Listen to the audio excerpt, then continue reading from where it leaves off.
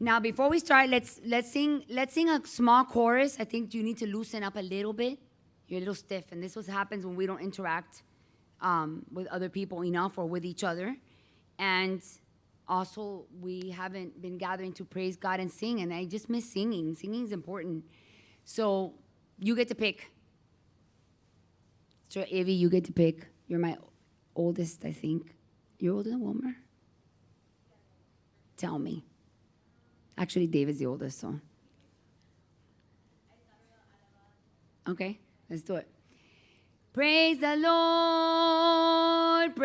Lord, all ye people, let us praise him, for his kindness and his mercies have been great unto his people, and the truth of the Lord is forever. Hallelujah. Amen. That's the important part. And the truth of the Lord is forever. Hallelujah. Amen. It's good that you picked that, because what the song says at the end is a perfect introduction to what we are going to begin to go over as a class. I actually have bought this textbook. How many of you know an actor? You might be too young, but if you've seen older movies, you might know. And I don't mean old movies like my father's time. I'm talking about my time. Who has or knows about an actor named Kirk Cameron? Oh, come on, people. Look him up. That's correct. But that's not why he's famous. That's now, yes, very good. Excellent. If you look at his picture, you will recognize him from movies he did in the 80s. And this is before he became a Christian. He was actually quite famous. He was on I think he was on a sitcom, if I'm not mistaken. Yeah, he was. So was his sister. And they profess to be Christians. And in their light and understanding, he's a Christian. And he had his own I would say, revelation of who God is and God saved. You're making me twist my neck all the way over there so I don't feel you feel unincluded. So feel free to come over this way if you want. And Brother David's all by himself, pobrecito. Anyway, and he did movies like Fireproof. He did another movie. What was the one before that one? Yes, he was on Full House. That was a sitcom, but I'm saying after that, after he did all his movies in Hollywood, he did also Fireproof. And there's a lot of scenes that he refused to do or would not do because of his convictions as a Christian. I admire him because of what he stood for. And so he is part co-author or he is a co-author with Ray Comfort. This is a very modern take on many subjects that are out in Christianity in the world today. And I think that there are many, many topics that we need to address and go back to some things that are basic. The first thing I told you we were going to start on having to do with what is the subject that the running theme for like 2 years now. I say 2 years because we skipped like a whole year with COVID. But what was it? Being set aside. And we talked about what being set aside means and living holily and all that stuff, right? So part of that has to do with our belief system, what we do, what we don't do. I asked for you guys to have a pad.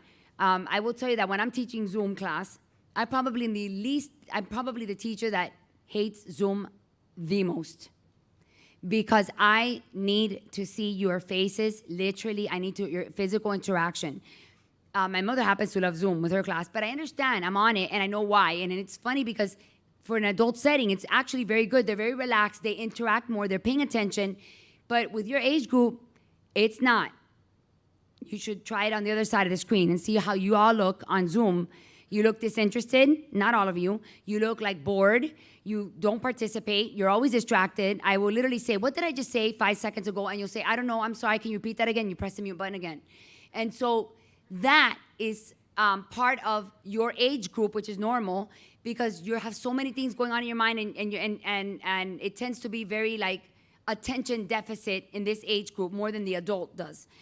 It has been said that for the regular adult, we only retain how much percentage? I've said this to my class so many times. Then I remember because they can't even retain that. Please tell me the percentage that is retained of what you hear. Do you know what the average is? so pesado. This is what he does. Look, you heard him? 2%. Okay. This is the man that you're not going to believe how much I paid for these shoes. And he'll just blow my mind. He goes, not these. And like, nice shoes. Not these. And he'll go, $2. I'm like, anything I say after that is so anticlimactic. So he just did it now, 2%. No. What is the rate that you think, or percentage rate that you think you retain when you're listening? 30. 30%. This is why we repeat. And that may have changed over the years if they did another study with all the drugs that they give kids now for all their millions of things. It's like, it's horrible. But the bottom line is that's why we repeat. We repeat because you don't retain. I'm a firm believer in writing things down because it's not so that I can go back and check my notes, even though I've done that, to see something. But it's more because when you write something down, you retain it. I remember a number I wrote yesterday at my desk at work. It was $3,706. And that post-it was there. And because I wrote it down, it's because I remember it. I need to remember that number for something else. That's weird. But that's just how our brains function. So I gave you a notepad. Please do not come next class and say, oh, can I have a notepad again? Keep the notepad with you. I'm not here to supply your needs. Please, you got a free notepad? Yeah. But the pencils go back to that little box. And it is for you to retain. Now, we're studying, and it won't be long, and that is all up to you if you participate, if I have to repeat, evolution. And what that means in the grand scheme of things. And Kirk Cameron has a lot of comments that he makes here. Now, Kirk Cameron, I think right now he's about probably around my age. Brother Wilmer, you looked him up, so I don't know if you could see it there when you were looking him up. And he has a comment on every section of this book that I'm studying. It's like a textbook of subjects that are modern. There you go. I was born in 1970. What month? Oh, I'm young. I'm older than him. Yeah, I'm older than him. Anyway, so yes, he's 51. All right? And on the comment of this, he says, his comment on this section is, evolution is a religion that is believed by men and women, boys and girls, intellectuals and fools. I was one of them until I was willing to investigate the facts. Now, in our last gathering, we watched a movie. What was the name of the movie, Javier?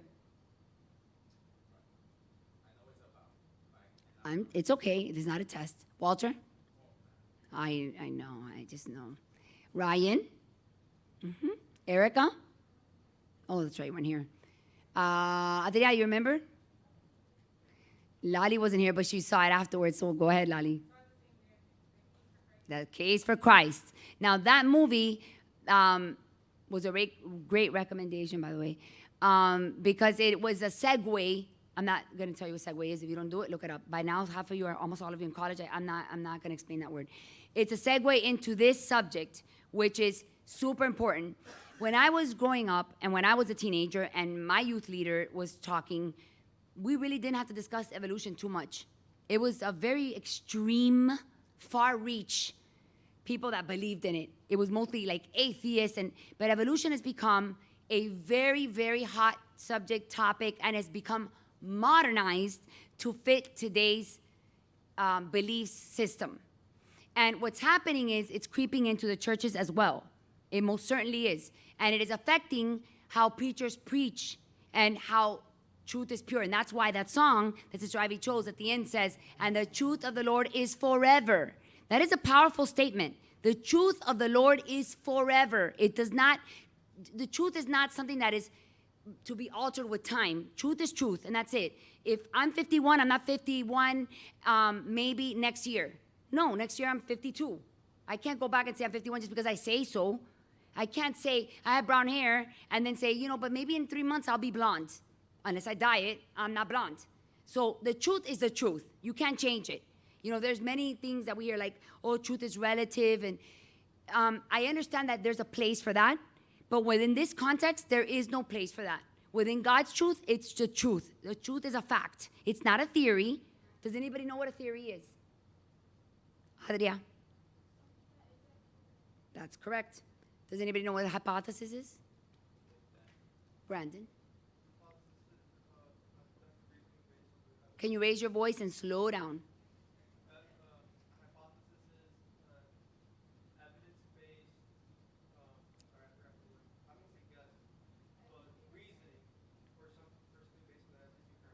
It is an educated guess that is proposed to be before it becomes a theory. Then a theory is when you think you have proven it, but you still can't prove it all completely. That's what it is. It remains. Evolution continues to be a theory. Nothing has changed. Nothing. And if they try to tell you otherwise, it is your job to educate yourself. Just because the whole world, I keep saying this, just jumping off a bridge, doesn't mean that we're going to jump off a bridge. That's how you teach your kids. One day you're going to have kids, you're going to tell your kids, oh, but the neighbor did it. I don't care.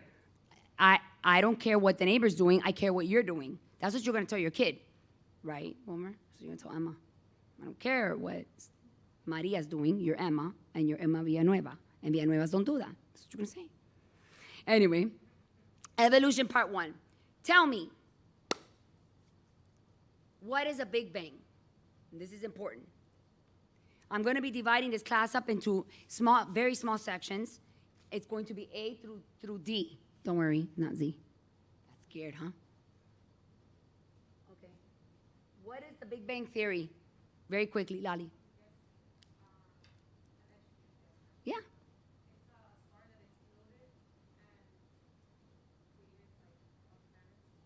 Okay. Anybody else? Nathaniel?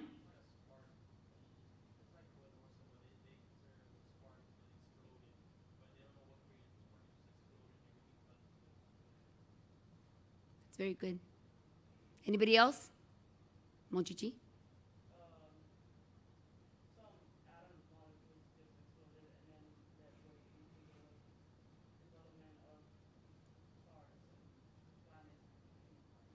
So, no, these are all good answers. And you know why you guys mostly finish the thing like, I don't know, like, because it sounds so ridiculous when you're even saying it out loud.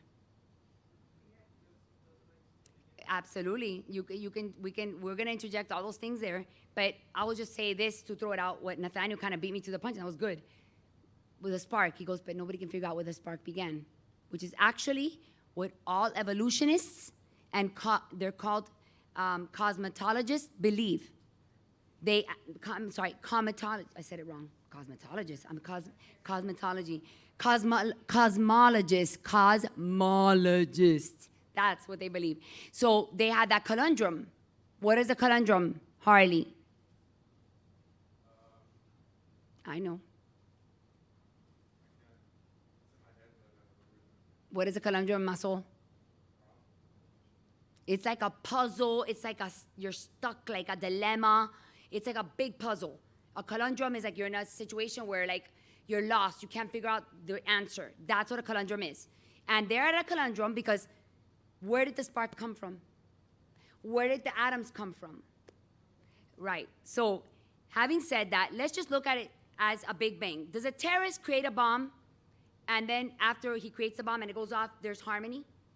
What happens when a bomb goes off? What happens when there's a bang of any kind, of explosion of any kind? What is the first thing that comes to your mind? Yes, destruction, but not what it causes people. What is the result?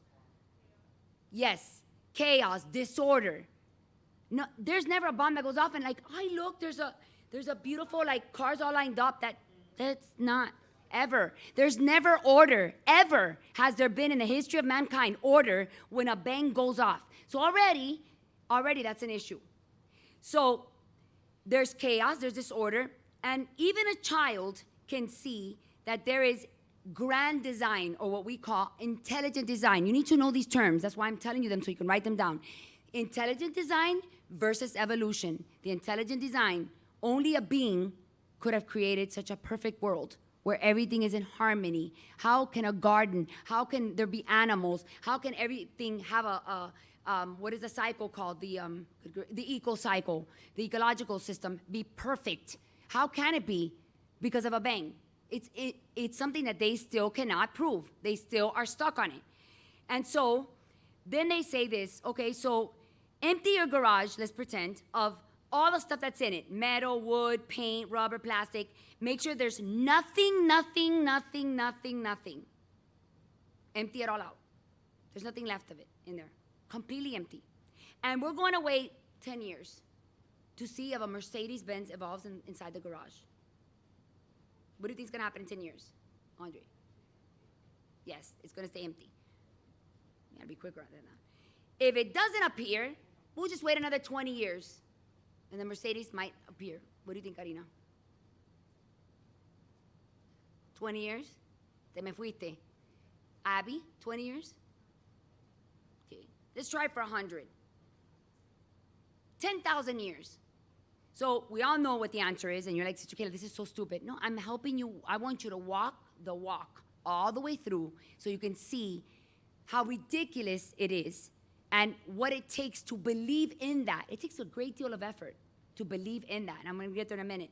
So what do they do to make you, convince you of this? And you can look this up anywhere.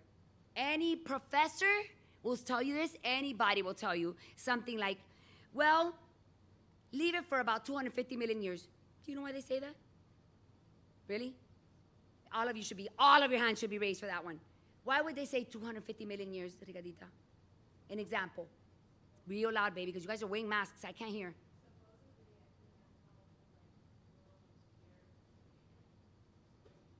But why would they say that? 250 million years? Okay, Brother David, I'll let you be young. That's right. Nobody's going to be around to say if that's true or not true. So that's a great number. Let's pick a number like 200 million or 2 million, 3 million, because nobody's going to live past pretty much 120, 115 max. We're pushing it there. So it takes faith. Follow me. It takes a blind faith to believe that that process is believable. I found that very interesting as I was studying, because I don't have a problem with this subject, but I know that a lot of you get bombarded all the time. And it's not only that, it is constantly. My husband loves watching National Geographic, Smithsonian, like anything has to do with animals, anything has to do with the earth, that horrible, that man, que boring. The man with the stars, what is that name, man? Huh? Okay, whatever, his name. He's very famous and he's very smart, but it's like, how boring. And he interviews people about the stars and the planets, and it's this whole boring class. And he's very famous, but you know what? They all somehow interjected in there. No, because, and it's always there in the back, it always slips in. Because a million years or 200 million years before that, this is what happened. And so they just throw it out there and hoping that you subliminally are going to buy into all of that. It is up to you if you want to be a fool or if you want to become wise. A fool is a person that just believes something, does something, and sometimes doesn't even know why he's doing it or because somebody else is doing it. A wise person wants to know what it is and then applies it. That's what wisdom is. Now, evolutionists attribute the Big Bang that it exploded into existence when it's really actually the work of God. One of these famous writers of science from the Wall Street Journal had to admit, he wrote this verbatim, the Big Bang bears an uncanny resemblance to the Genesis command. Meaning, let there be light, let there be heavens, let there be waters, let there be birds, fowls of the air, all that. And the Big Bang resembles a lot of that. It's almost like copying a little bit of that. Now, they struggle with this all the time, and I'm telling you all this, I wanted you to get through A. A is finding out what the Big Bang is. What is harder to believe? That or that a being said, let there be light, let there be, and it was all done perfectly. What is easier to believe? I didn't say what you believe. I said what is easier to believe. It's much harder to believe chaos became perfection than to believe that a being said, let there be, and it was. Remember what I said to you a long time ago. It takes faith to also be agnostic. It takes faith to be an atheist. Absolutely it does. They have to all admit it at the end. Actually, that was in the movie. Before we watched that movie, I had told you that before. And I'm going to say it to you again. It takes faith. So what's harder to believe? Now, what is a cosmologist? Not a cosmetologist. What is a cosmologist? Anybody know? Mojiji? You're not allowed to use a name in the same. Yes, the universe, the structures and the evolution of the universe. Now, we always think that evolution is a bad word, kind of in the sense of that, oh, we don't believe in evolution. No, evolution is a good word, and evolution has its place. There's things that do evolve. We evolve as people. We do. If we don't, then you're stuck like when you were little, and you're never going to grow wiser and older. You're still going to be the same fool that you were when you were 10 years old. You need to evolve. We evolve our personalities. We evolve when we meet people. We evolve when we get involved with other cultures. You evolve. So things do evolve. It is just the theory of evolution that is the issue. Now, they all, I already said this, run into the same dilemma of what came first.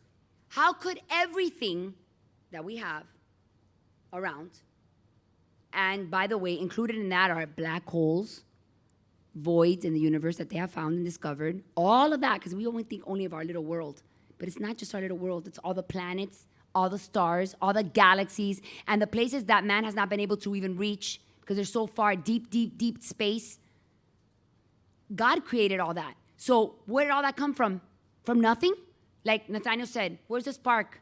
Who started the spark? Where did the spark come from? How can you start a spark when there's nothing there anyway? Does it make any sense? The only thing that fits and makes sense is that there's a God. Yes, go ahead. You can. I don't care.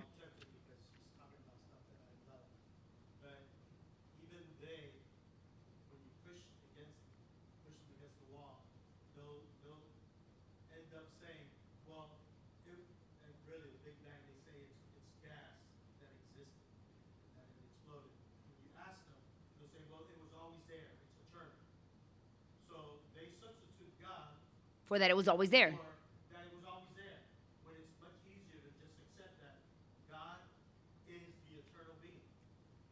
That is correct. The new black holes, the quarks, oh, I didn't see it. I'm going to call them now. Let me finish. The black holes, the quarks, the QUARKS, the supernovas, all of these are new discoveries now in these last years that they have made. And new discoveries support the truth that it changed. Where was it all this time? Who put that? Who made that possible? Go ahead, Brandon.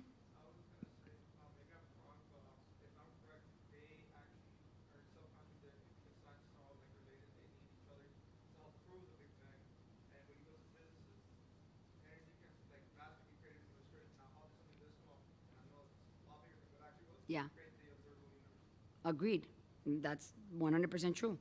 And that's where they get stuck. And there's a lot of people that I could mention to you, but since that's not what you're studying, you don't know these people's names. So these people are famous that say, we have to admit it. We're stuck with it. They find ways around it to describe it, but they can never say it's a fact. And I'm starting very basic with this class today because unfortunately, we have to go back to the basics. I think some of you just believe because you've been raised in church or you heard it or your mom taught you to believe in God, and that's great. But then there comes a time in your life when you're in college, especially when you're in the university or when you're in the workforce, but mostly in the university, that's really where it's at, where you're going to hear this coming out of the mouth of just about 99% of the professors. I was talking to Brother Charlie the other day. Brother Charlie's very, very smart.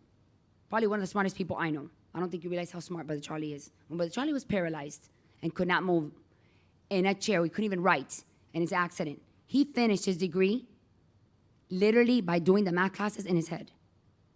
Very, very smart person. And he is in the university, and he was telling me in FIU how it's like he's outnumbered. Like when they get together, and he goes, he's rolling his eyes. He goes, it's outrageous. It is being bombarded. It's nothing like when I was there, when I was in school, in high school. Now it's like in high school, it's taught like that's a fact. When you get to university, everybody's supposed to think that or you're an idiot. So where do you stand? That's my question. And I've always told you, I've said it for a long time now. If you don't stand for something, you'll what, Andre?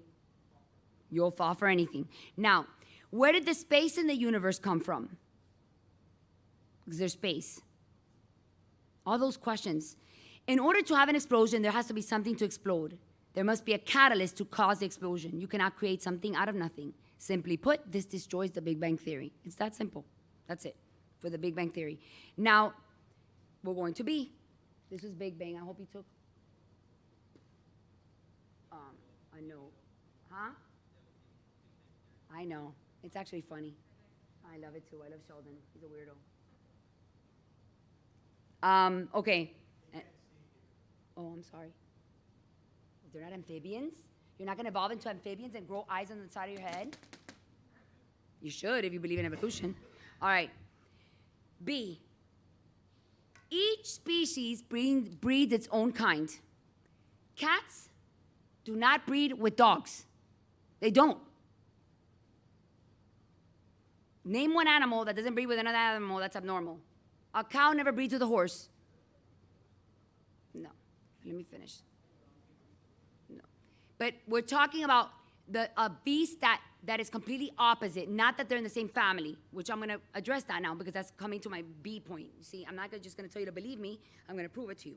Now, how could there be, listen to my question, how could a division of the organic world be like that, organized, and still be justified by an evolutionary theory when it's the fundamental basis of fact of nature? In other words, cats are with cats. How many types of cats are there? Hundreds of cats. How many types of, and cats meaning jaguars, panthers, felines, yeah, all that. And of horses, there's donkeys, there's zebras, there's a dwarf pony or dwarf horse. They're so cute. Have you ever seen one? They're so delicious. They look like little big dogs. They're so cute. Anyway, there's all these kinds of things, but cats produce cats. Cats don't produce a dog randomly. This does not happen. There's a difference between things that evolve for their environment, and there's a difference between something completely different. You will never see a horse come from a snake or a bird that turned into a tiger. But that's what evolution teaches. You need to understand what I'm telling you. There is a thing called, and I'll get to that in a minute, and that's for C, called adaptation. But right now, we are discussing breeding and the species within its own kind. This is important for the evolution theory because if nature itself, I'm sorry I'm writing so ugly, but I feel like this thing's gonna fall.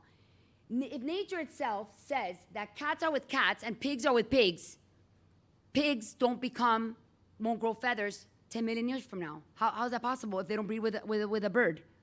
Do you understand what I'm saying to you? I'm giving you very scientific, detailed information to help you understand why evolution falls flat on its face, the theory, okay? First Corinthians, because the Bible backs up what she's saying. Somebody want to read 1 Corinthians? Abby's my reader or Lali, one of the two. 1 Corinthians, I think 15:49 or 39. Do it from your phone, it's okay. 1 Corinthians 15:39 or 40. 39 says, all flesh is not the same flesh, but there is one kind of flesh of men, another flesh of beasts, and other of fishes, and another of birds. See? There you go. So fowls, birds, aviary things are that whole section. Then there's beasts like mules, donkeys, horses, and bulls, and some of them are crossed because they're in the same species. We're talking about species. It's not talking about, listen, there's so many breeds of dogs. How do we now have, no, I wasn't gonna say that one. How do we now have, that's all right, a golden doodle? Those things didn't exist when I was young. A golden doodle did not exist. What is it? A mix between what? I'm giving you the hint. A golden retriever and a poodle. And they're like labradoodles. There are many, many, many hybrids or interbred breeds to create one breed. And it becomes later its own breed. But you have to go back and trace it to see how far back it goes. Some of them go all the way back to just the wolf. You understand what I'm saying? But it's in the same species. It's not gonna be a cat. It's not gonna turn into a tiger or a lion. That's evolution. This is different. Now, let's talk about something that we hear a lot and that we sometimes think, oh, that's not right. And you might worry and not be sure. You need to know when people ask you questions where you stand. Adaptation versus evolution. Tell me what you know about that, Harley. You guys, when I wear your mask, you gotta speak up. I can't hear. Why can't you say adapt? Why? Oh, it's very good. Very good. That is correct. It is, Brandon, were you gonna say that? Is that what your hand raised? Yeah, it's important to realize that species change because they adapt. Here's a perfect example. My husband and I were talking about this in the car. he moved from Chicago when he was 9 years old. Well, when he moved, and Ivy can say it. I call her Ivy on purpose. Her name is Ivy. Ivy, when she probably moved here first in the beginning, was laughing because everybody in 50-degree weather was wearing boots and a sweater. While they're coming over here, and that come from north, all these northern birds, they come over here, these snowbirds, and they're wearing shorts and a tank top, and they're like, oh, let's go swimming. And we're like, are you insane? We don't get in the water here until like mid-June. Because do not even, I'm telling you, I've done it since I was a kid. Do it in May, and the water in the bottom is so cold still. Because we're used to it. We adapted. So now that she's been here for a while, now that he's here, ask him if he wants to get in the water before June. He's gonna tell you no, because he doesn't.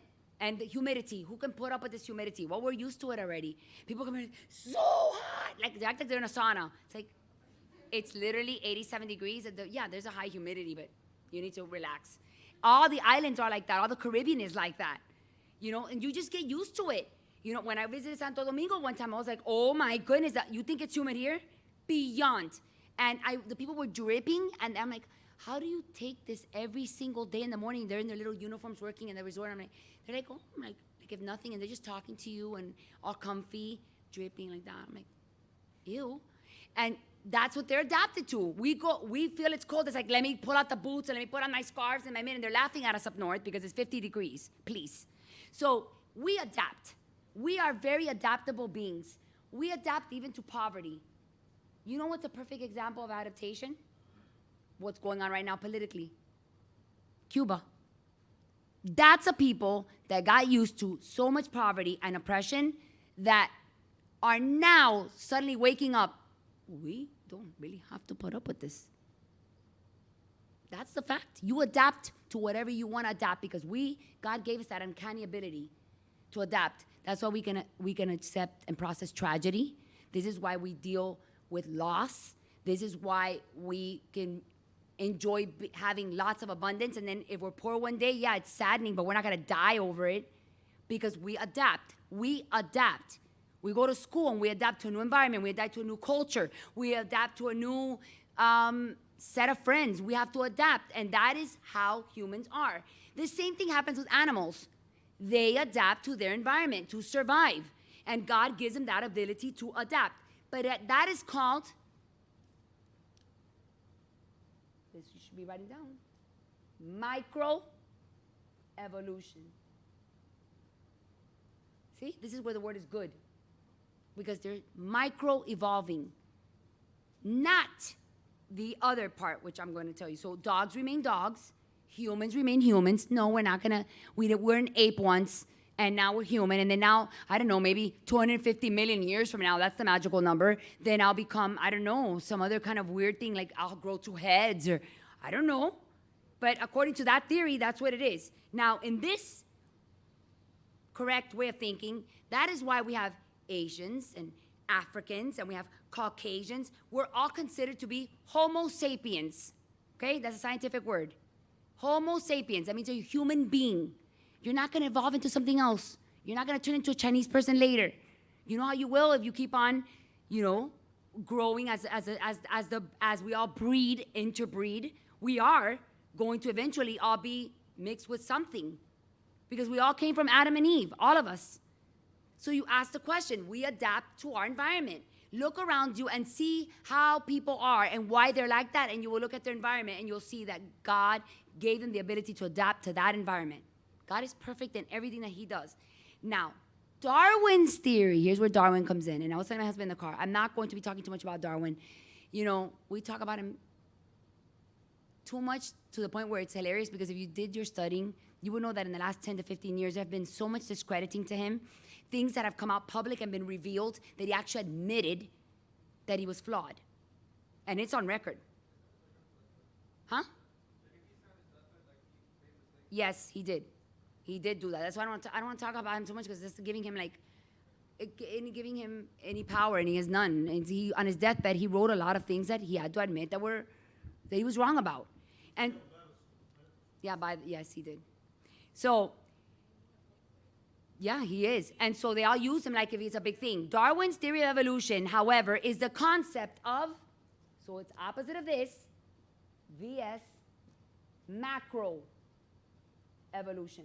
I won't finish writing it so you know what it is. Macro, okay?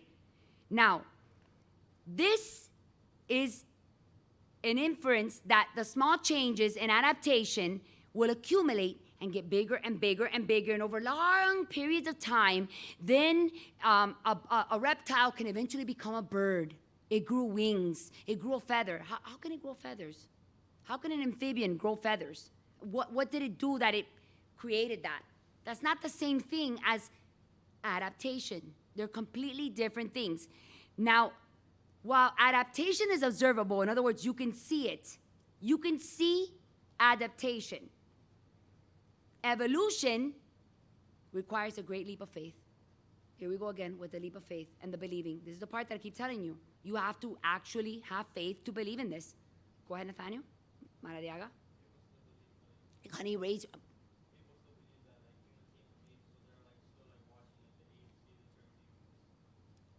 And we're still waiting. That's been going on for I don't know how long now. So ridiculous. I just can't even. It's almost insulting. Well, it is insulting to me that you're gonna tell me I came from an ape. I mean, anyway. Now, in this part, which is C, we're winding down. I told you it wasn't gonna take long. C. David, keep the eye on the clock for me because I don't want to go over. Now, in the section of C, what I was telling you was in 1925,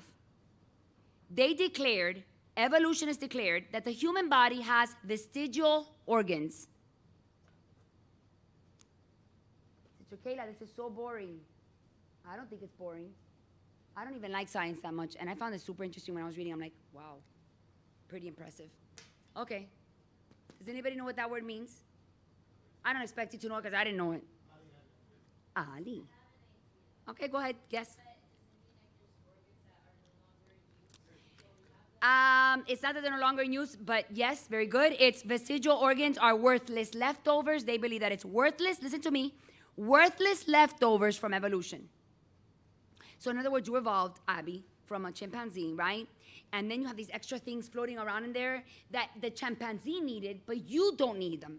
So you're basically walking around like an antique store. You're carrying around a bunch of antique, unused things. That's what it is. I can't say it any clearer. Walter, what did I just say?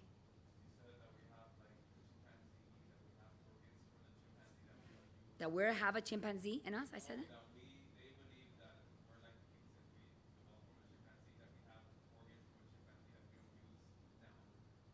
Okay, close. Yes. Monchichi? I think an example of that is probably your appendix. A lot of people say that it's not useful, but actually your appendix stores stool and bacteria in order to maintain the normal flora of your intestines. So, very good, because here it says, scientists have discovered that each of these body parts does indeed have a purpose. For example, the appendix is part of the human immune system. She just said it. That's a nurse right there. It's part of the human immune system. Another example, your tailbone supports muscles that are necessary for daily bodily functions. Now, listen to me very clearly. This is how messed up people get. One day, generations from now, I won't be here. Maybe you will be, but I won't be here.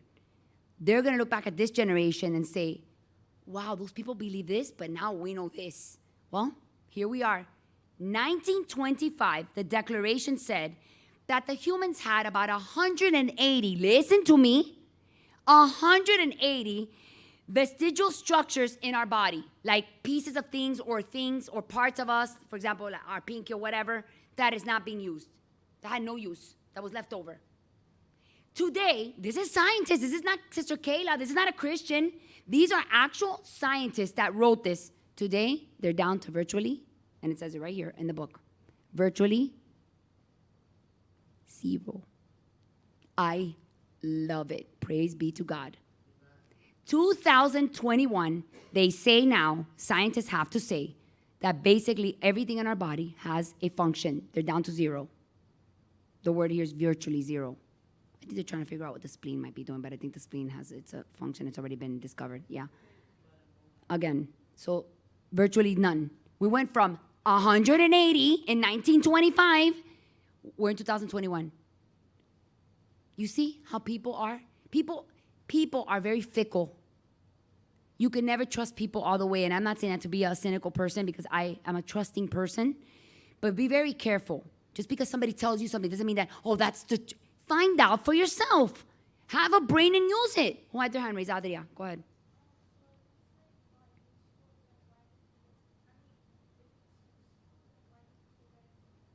No, mami, it takes out because it gets infected and you can die. That actually happened to Manadora. She almost died because it burst and it got infected and it's septic, so it started.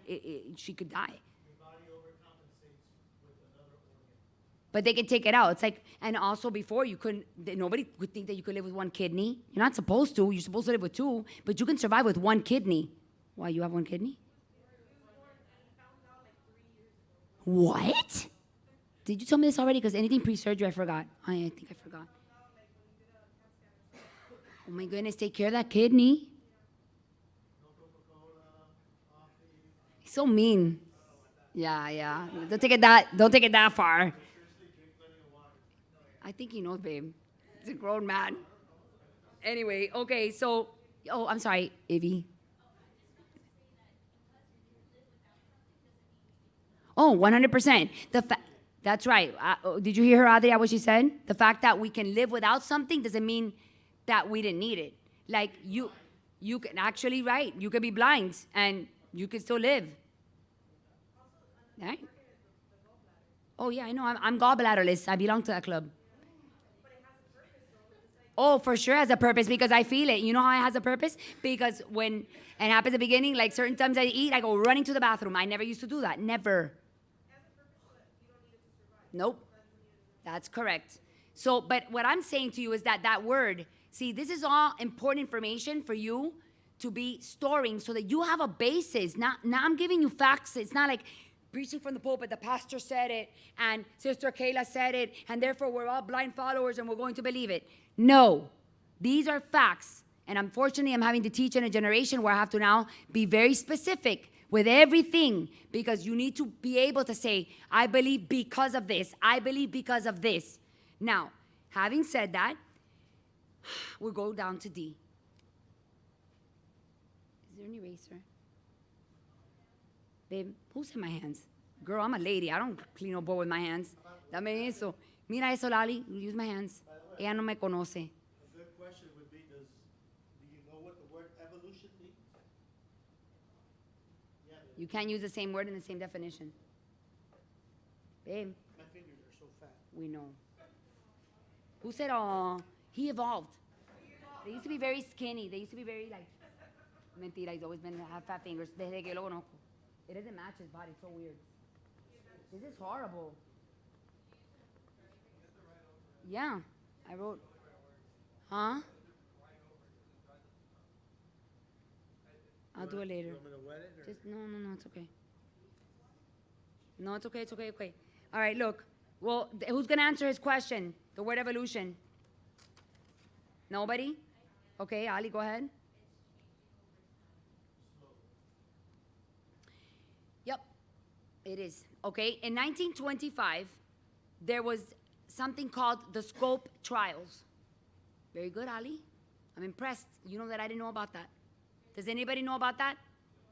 In 1925, there was the Scope Trials, which is the issue with the vestigial organs that I'm talking about. They were called the Scope Trials, and it came from this guy named Scope. Ali, go ahead, say it. It was also called like the monkey trials because he tried to, well, he got in trouble because That's why it started. school Yeah. and he got sent to court and they tried to tell him he couldn't teach evolution in school. It became like a public stunt to get the attention. So this is what turned modern evolution being taught in school versus creation by God. Literally, that's where it happened. That's when it started. So there became, because only creation was taught in school. So evolution began being taught as a theory. Now go from 1925, fast forward to 2021. I will tell you this. If you don't know it, I'll tell you because I know myself. I spoke to the principal. 2016? How old is 10 years from now?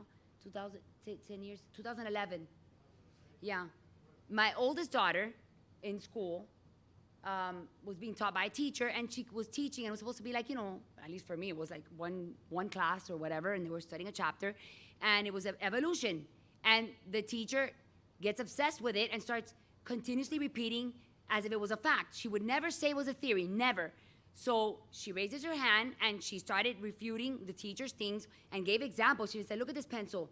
And she used the example of the pencil. I remember it was an amazing example that she used, saying that, if it falls, it's going to fall always in the same, it's always going to fall because gravity's there and it's always going to fall. Well, if it's evolution, within time, are you going to tell me that the pencil's falling, it'll never fall? I mean, everything should be evolving, not just us, everything.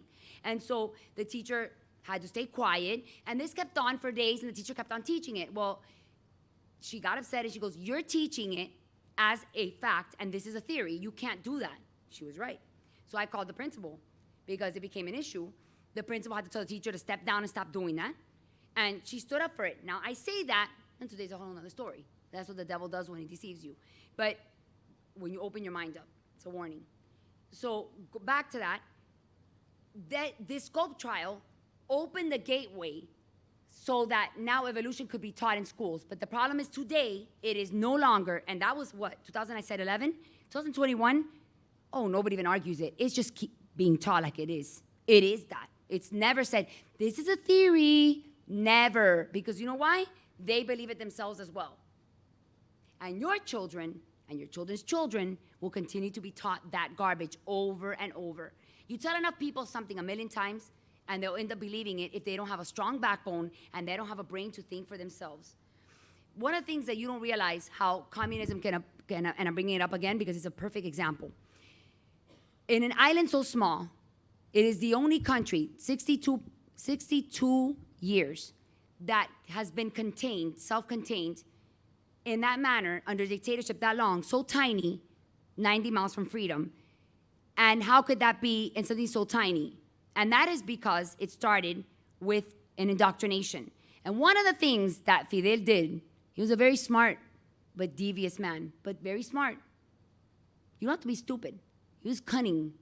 He was actually a genius to me. In the way I study him, he's a genius because he accomplished the unaccomplishable. And what he did was he would make the children close their eyes, and I know because people have told me this, that we're under that. They would close their eyes and say, okay, pray to God to give you candy, and all the little kids would close their eyes and pray to God for candy, and they would say, okay, open your eyes. Where's the candy? You see, there is no God because communism is anti-God.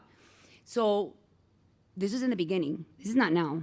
Now there's churches everywhere. Now they let them do things, and this is what happened. People start finding out that there's a God. They're finding out that there's reality. They find out because they have technology, because they have phones, and they can see, oh, wow, there is a world out there, and it's real. But anyway, then they would say, okay, close your eyes and ask for Fidel to give you candy. And so the teachers would go around and put candy on the kids' things, and some of the kids saw it. And they'll be like, there it is. And then this is what they did to them from very tiny, all the way indoctrination in school, indoctrination, separating them from the parents, very important. Family structure became divided. So I'm saying all this to you because if you look ahead, what is coming for this country and where we're headed, if you think that you're that far away from that, you're very sorely mistaken. You can pretend that it's not happening and I only care about my phone and my friends and it's not never gonna happen here. You can do it all you want, but the people of Cuba never thought that was gonna happen to them either. Just for your information, before I was even born, the Cuban peso had more worth than the American dollar in the 1950s and the 60s. That's a fact. All the latest things, the latest clubs, the latest everything was in Cuba. That's sad that today you go there, and even if it's delivered, I want that for the island, but you know what? They turned their back on God. They did. There's a remnant there, and I feel bad for them. But the rest of the island is idol worshipers, santeria. You look at all that. You got to take all that into consideration.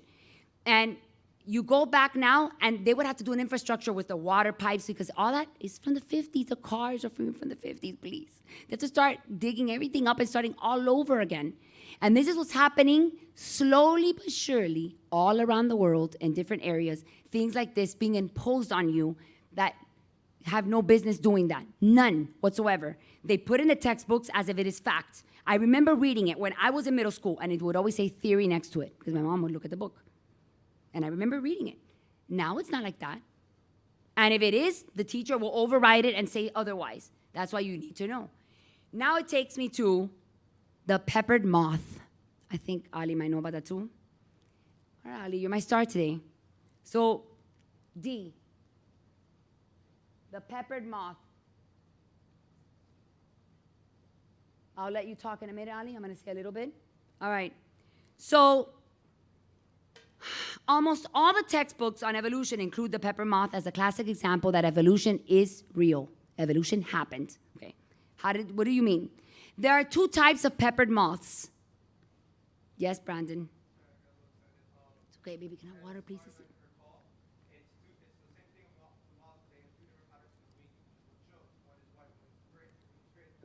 Okay, one is lightly colored speckled, very good. And the other one is a dark variety. So the speckles are darker. What happened?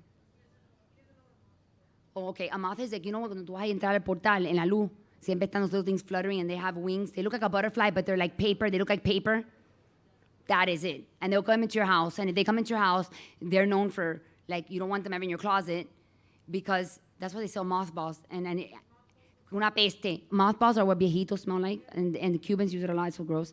And these little balls, and they smell them. They put them in the closet so they don't eat so that the moths, because you know in the islands there's no windows like with screens, so the moths come in and they eat. They eat garments. They leave little holes and stuff. So the mothballs son unas bolitas así, and they put them in little containers, and they smell. It's that smell, you know. It's very strong. Like it smells like alcohol mixed with viejo. I don't know. It's nasty. But a moth it looks like a butterfly, but made of paper to me. Or wood, kind of. They don't hurt you. They don't bite you. They don't do, thank you, baby. They don't do anything. Okay, so listen to me. This is how they prove it. There are two types of peppered moths, a light colored one and a dark variety. So most of these peppered moths in England were of the light variety, and they would be camouflaged against the tree trunks. The black variety stood out against the light bark, so they were easily seen and eaten by the birds. But the Industrial Revolution came to pass. What is the Industrial Revolution? Really? Nathaniel Maso. Correct. Right. When factories came into effect, you know, the big presses, all that, you know, the smoke, the soot, that's called soot, the black stuff. All that started making the bark of the tree become very dark, like black. So what ended up happening is it covered the tree trunks with soot, so the dark variety was camouflaged even better. So the birds ended up eating more of the light ones. You understand? The peppered moth story has been trumpeted as if this is proof of evolution. Basically, natural selection. I'm going to tell you what really happens, because I'm just telling you what they say. What is natural selection? Ali. Y'all should know this. Y'all that are older should really, really, really know this. Y'all that went to university and have degrees should know this. Ali. Oh, it is. He promoted that theory all the way. Darwin promoted this as his number one theory. Go ahead.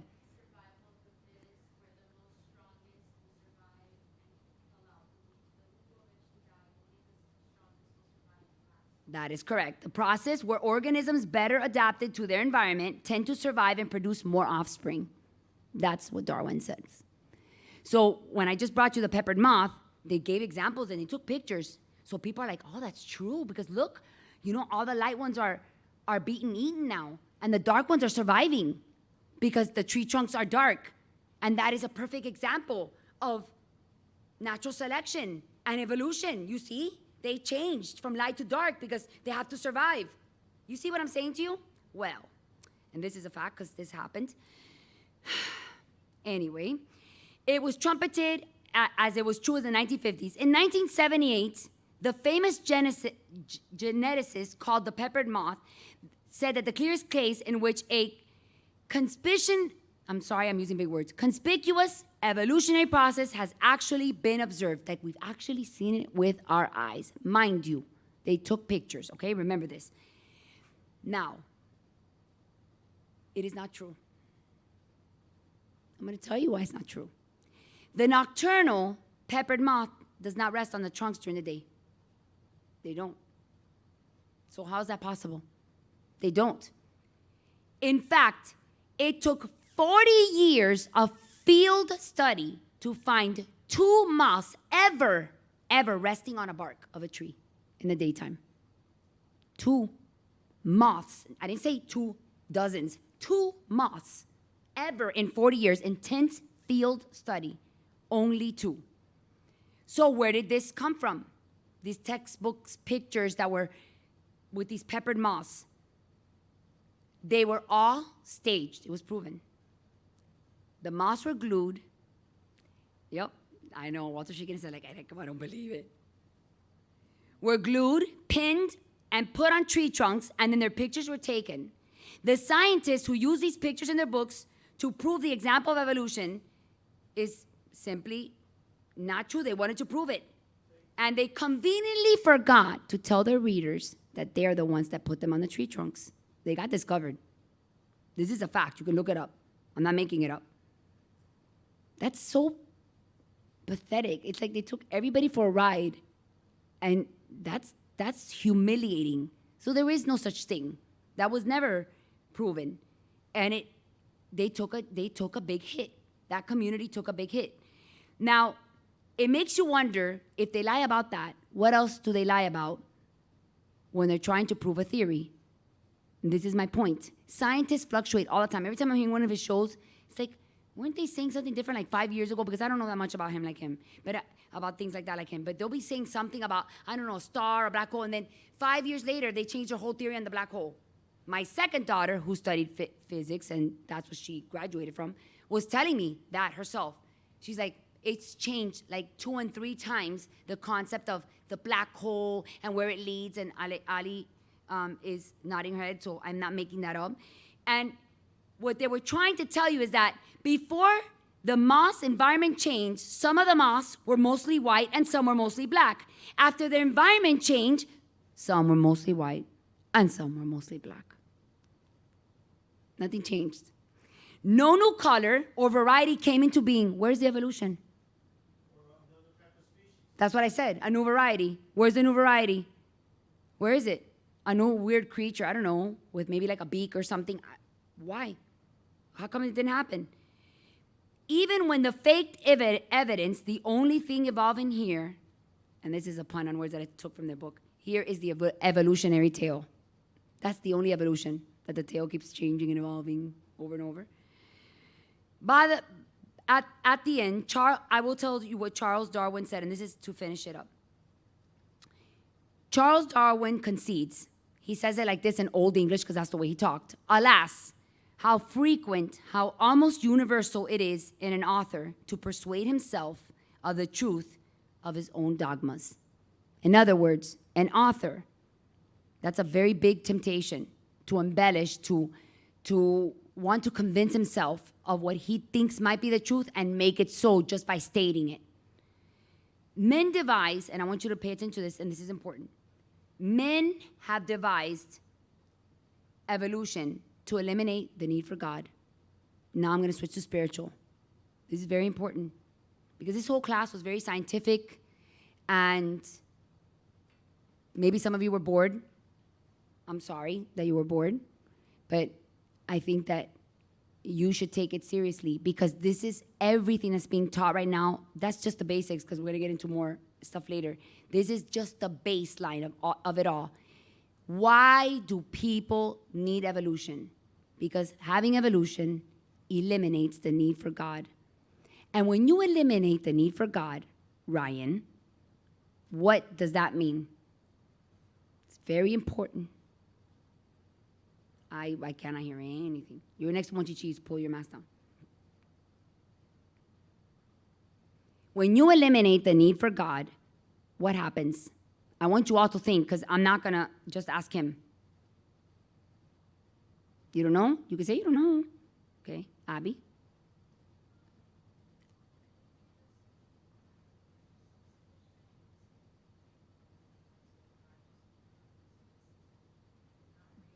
But is that the dangerous part? When you eliminate the need for God, what happens to you as a person? I saw Brandon's hand first. Go ahead. Yes.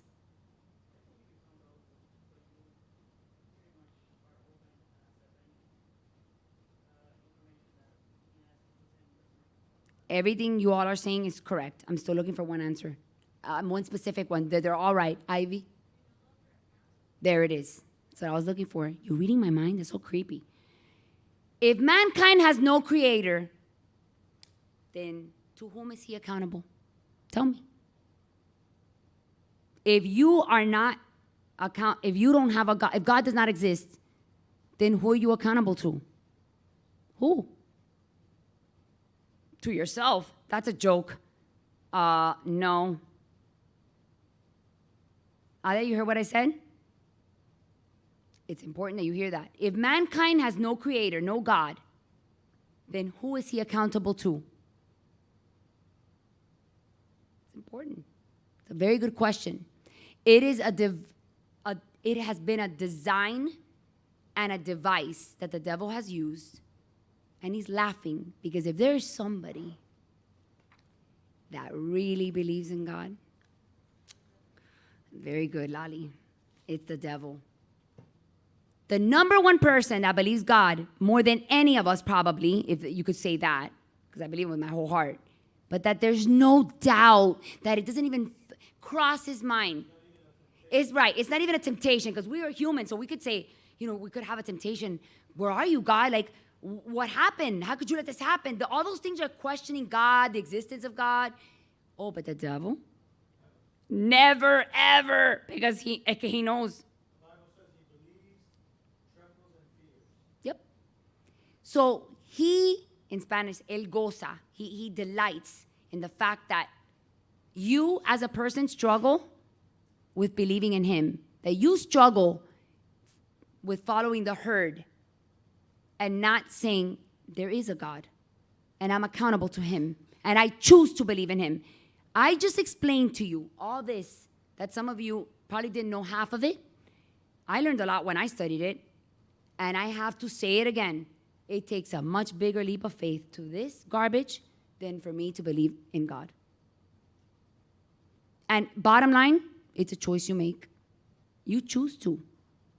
You have a brain and you have a heart. I don't care if you're 10, I don't care if you're 50. You have a choice. So I leave you with that. I hope that you have a baseline now to when we start to study other subjects that we'll be studying. My last class that I did in Zoom was biblical evangelism versus modern evangelism. If you missed it, should have been there. Very important. It was to the whole youth class. And it means, what is modern evangelism all about? And it's important. All these things I have to start at the bottom because we are in a critical times. You cannot let your guard down. Some of you during COVID have let your guard down so much that you don't even know which way is up and where you stand. And that is sad. You need to know where you stand and be sure what you're standing on.